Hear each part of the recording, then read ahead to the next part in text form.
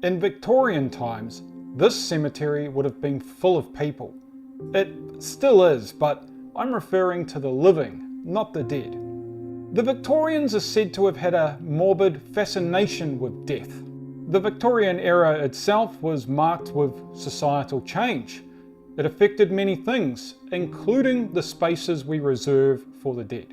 Traditionally, cemeteries have been viewed as locations where the living can go to feel close to the dead. But these once bustling public spaces tend to be frequented far less than they were in the past. So what's changed? And what might future spaces for the dead look like?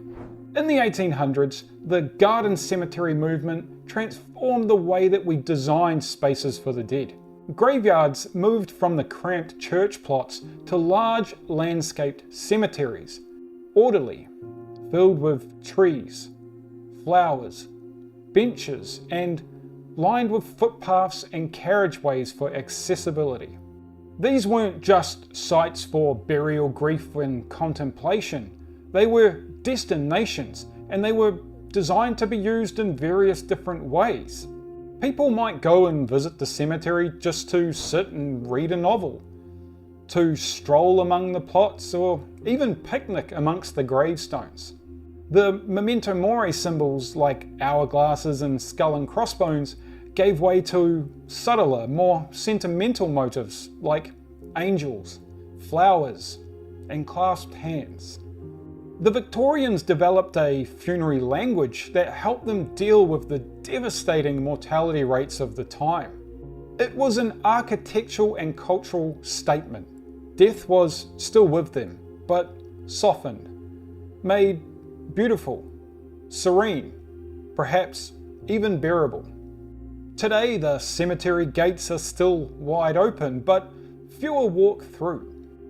The modern cemetery landscape would look relatively familiar to a time-travelling visitor from Victorian times, but they would likely be shocked. Not so much at the condition of their monuments as one might intuitively think, but by something else.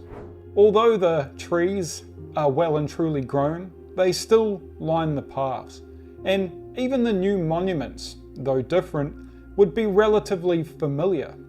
But something is missing. Us. Some do visit, the lunch break readers, the curious tourists, and the cemetery wanderers like me and probably you. But mostly, these spaces are significantly more empty than in the past.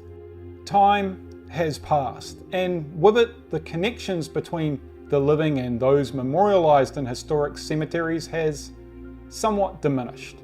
But our absence signifies a deeper shift. We have distanced ourselves from death. The Victorians lived with death daily. Its presence felt most keenly in the heartbreaking frequency of child mortality. Death wasn't hidden behind hospital doors or institutional walls as it is for many of us in the modern world. Although death is somewhat more hidden in modern life, it is still prevalent. There's no escaping it.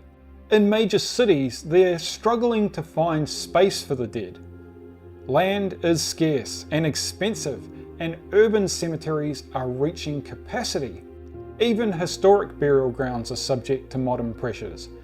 Many historic cemeteries were built on the outskirts of towns, and they've been engulfed as populations and cities have grown. Some historic burial grounds have become parks, their stones removed, although often not the remains beneath. In many cities, we walk over the dead daily, perhaps without even realizing it. That's something that might make some feel a little uncomfortable. Whilst methods like cremation and even green burials have become more common, they're not always taken up easily. That's because cemeteries aren't just about the dead, they are also about the living. They hold memory, grief, and ancestry. They're not just spaces for disposal, they carry meaning, often built over generations. So it seems we're faced with a familiar situation and an ethical question that we're yet to answer. Where will we bury future generations? We've gone from living alongside death to pushing it out of sight. Cemeteries used to be active, but for now and for the most part, they're a fair bit quieter and less visited. It's a change that came slowly through changes in the way that we live, the way that we die, and the way that we remember those that have.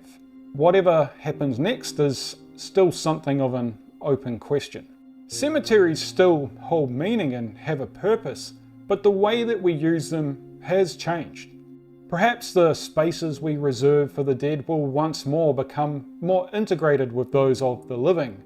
That might creep some people out and feel somewhat unsettling, but for some of us, that never changed.